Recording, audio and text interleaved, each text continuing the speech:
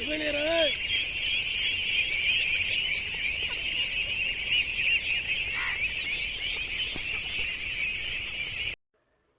Everyone, welcome to my YouTube channel, Charan's farming YouTube channel. So ఈ రోజైతే మేము చాలా రోజుల తర్వాత అయితే నేను ఉదయాన్నే లేసాను, లేచి డక్స్ ఫార్మింగ్ గురించి ఒక వీడియో చేద్దాం చాలా రోజులు అనుకుంటా ఉన్నాను. సో అక్కడ బాతులు పెంచే వాళ్ళని ఎతుకుతా ఉన్నాను. సో అక్కడ దూరంగా వాళ్ళు కనిపించారు. సో ఇప్పుడు వాళ్ళతో మాట్లాడి సో బాతుల పెంపకం గురించి అయితే కొన్ని విషయాలు అయితే తెలుసుకుందాం అనుకుంటున్నాను.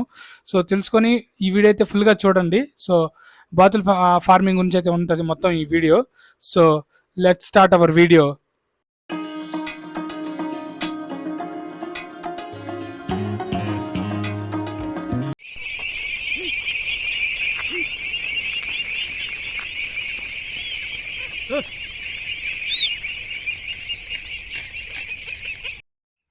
చెప్పండి అన్న, బాతుల గురించి, వాటి పెంపకం గురించి. వాటి పెంపకం ఏముందన్న, ఫస్ట్ చిన్నపిల్లలు తెచ్చినప్పటి నుంచి 25 రోజులు సాకాలి. నూకలు పోసి మందులు మంచి చెబ్బర్లు అన్నీ వాడాలి. ఇంకా మిగతా 5 రోజులు ఒడ్లు పోసి అలవాటు చేసి శాలలో వదులుతాం. ఆ తర్వాత శాలలో ఒడ్లు ఉంటాయి కదా, అవి మేస్తా. చెరువుల్లో కాలువల్లో అలాంటి వాటిలో తిప్పుకుంటాం. కాలువలు అవి ఉంటాయి కదా చెరువుల మిట, వాటిల్లో తిప్పుకుంటాం. లేదంటే పొలాల్లో బోర్లు వేస్తే బోర్ల కింద అట్లా మేపుకుంటూ ఉంటాం. ఏదో ఊరుకు మేత ఉన్న కాడికల్లా వెళ్ళాలి.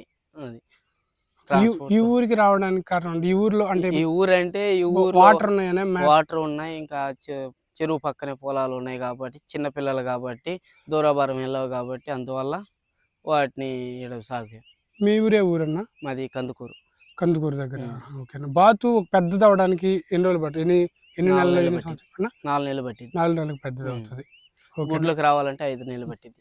మీకేమన్నా దొంగ ఇప్పుడు ఇక్కడ దూరం వచ్చారు కదా తెలియని ప్లేస్ కి, ఇక్కడ ఏమన్నా పరిస్థితుల పరంగా ఇబ్బందిగా ఉంది అంటే రైతుల పరంగా కానీ ఇప్పుడు వాళ్ళకి ఏమన్నా ఇవ్వాలి? మీరు రైతులకి పొలంలో ఓన్లీ ఒక్క నెల్లూరు జిల్లా వరకే డబ్బులు ఇవ్వాలి.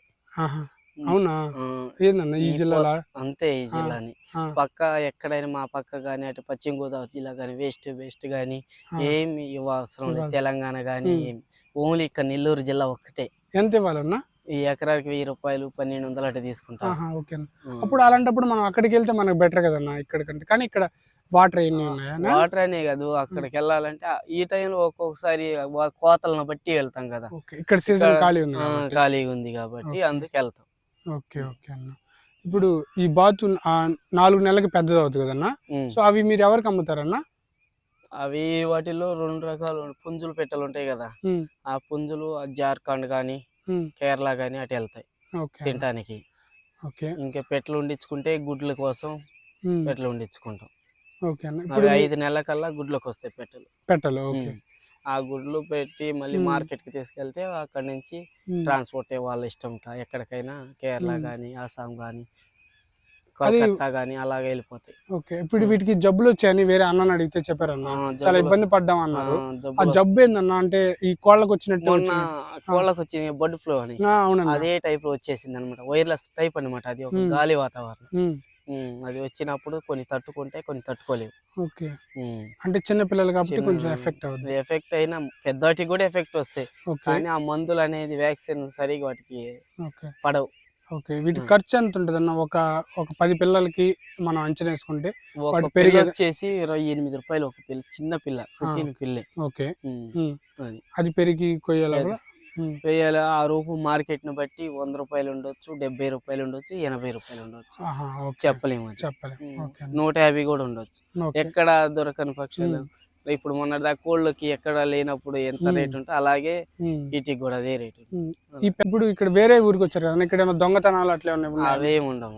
మన కాడ ఏముంటే దొంగతనాలు చేస్తారు అంటే ఉంటారు కదా, ఉంటారే గానీ ఎవరైనా పెద్ద బోతలు అయితే ఏదో తాగేసి వచ్చిన వాళ్ళు బోతం అని అడుగుతారు, అంతేగాని ఈడ మన కాడ ఏం దొంగతనాలు ఉంటే మన కాడ ఏముంటే దొంగతనం. ఇప్పుడు ఈ బాతులు పెద్దవైనాక మీరు 1-2 బాతులు కూడా అమ్ముతారన్న ఎవరైనా కావాల్సి ఉంటే? ఈ చుట్టుపక్కల వాళ్ళకి ఎవరైనా కావాలని ఊళ్ళో వాళ్ళకి అలాంటి. ఒక పెద్ద బాత్ అయితే ఎంత ఉంటుందన్న కాస్ట్? 150 రూపాయలు. 150 రూపాయలు ఉంటుంది. గుడ్డు అయితే బాతు గుడ్డు అయితే ఇప్పుడు ప్రస్తుతానికి రేట్ అయితే 7 రూపాయలు ఉంది గుడ్డు. ఓకే. బాతు గుడ్డు. బాతు పెద్ద బాతు అయితే 150 రూపాయలు, ఒక బాతు గుడ్డు అయితే 7 రూపాయలకి అయితే దొరుకుతుంది. సో ఇది నెల్లూరు జిల్లాలోని సంగం మండలంలో జంగలకంట గ్రామంలో అన్నోళ్ళు ఉన్నారు. అట్లాగే అన్నప్పుడు మొత్తం బల్క్ గా అమ్ముతారు కదా, సో ఒక 10 బాతులు అట్లా ఆడ ఏమైనా తీసుకుంటారన్న ఈ చుట్టుపక్కల? ఎవరు అలా ఇక్కడ తీసుకోరు.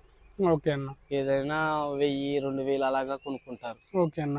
ఇప్పుడు ఎన్ని బాతులు అన్న మన దగ్గర ఉండేది మొత్తం?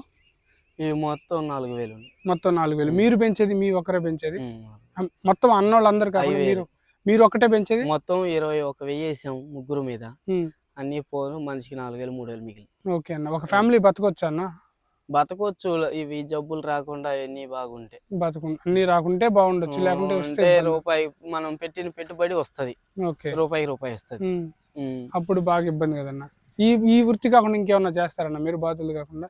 చేస్తాం మేము చేయలేక ఏది ఇలా సుఖపడి ఇది ఏం కసేపు తిప్పుకొని వస్తాం, కాలం మీద వెళ్తాం, కాముకుంటాం. హ్మ్. పనికెళ్తే పొద్దుగూకులు పని చెప్పిన పని అలా చేయాలి కదా! చేయాలి కదా! ఆ రిస్కులు పడలేక చేసేవాళ్ళు ఉన్నారు. హ్మ్. కానీ ఏందంటే ఇది ఒక వృత్తి అయిపోయింది. హ్మ్. హ్మ్.